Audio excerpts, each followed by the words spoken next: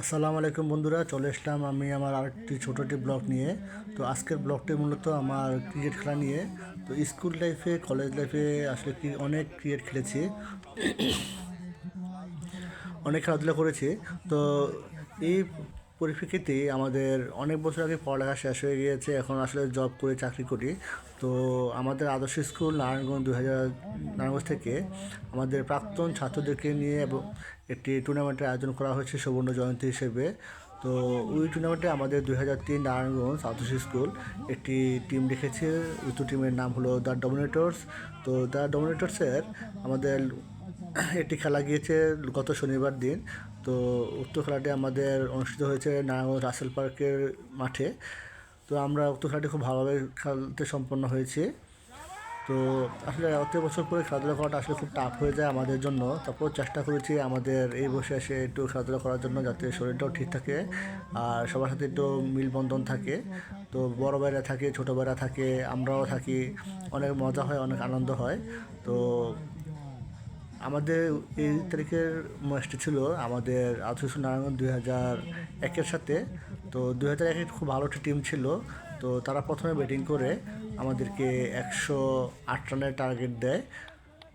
108 রানের টার্গেট দেয়। তো আমরা খুব ভালো বোলিং করেছি 10 ওভারে। আর 10 ওভারের মধ্যে আমার 2টি ওভার ছিল। তো 2টি ওভারের মধ্যে আমি 13টি রান দিয়েছিলাম। তো 13টি রানের মধ্যে দ্বিতীয় ওভারে আমি মূলত খুব ভালো একটি বল করেছিলাম, যা সবাই খুব প্রশংসা করেছে। তো আসলে এই বছর এই বয়সে এসে বল করাটা খুব টাফ হয়ে যায়, একটু দৌড়িয়ে।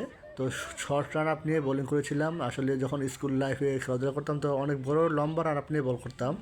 তো মাত্র 4-5 স্টেপে বোলিং করে আমি আমার কাঙ্ক্ষিত উইকেটটি লাভ করি। তো আসলে উইকেটটি ছিল আমার ব্যাক ফুটে গিয়ে ক্যাচ ধরাটা আসলে খুব কষ্ট হয়ে যায় এই বয়সে এই ধরনের ক্যাচ ধরাটা।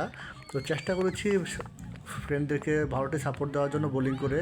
তো আমি এটা আশা করি আমি সফলও হয়েছি। তো এই সফলতার কারণে আমরা মূলত এই ম্যাচে জয়লাভ করি। জয়লাভ করার পরে সবাই খুব খুশিও হয়। এবং আমাদের পরবর্তী ম্যাচটি হলো আগামী শুক্রবার দিন দুপুরে। তো দোয়া করবেন যেন আমাদের পরবর্তী ম্যাচটিও ভালো হয়। সবার কাছে দোয়া কামনা করছি। তো আমাদের বিজয় উল্লাসের সময় এটা। আর দোয়া করবেন আমাদের পরবর্তী ম্যাচের জন্য এবং আমার পরবর্তী ব্লগের জন্য অপেক্ষা করবেন। সবাইকে ধন্যবাদ। সবাই ভালো থাকবেন, আমাদের জন্য দোয়া করবেন, এই আশা ব্যক্ত রেখে আমি আমার এই ব্লগটি শেষ করছি। খুদা হাফেজ, আল্লাহ হাফেজ।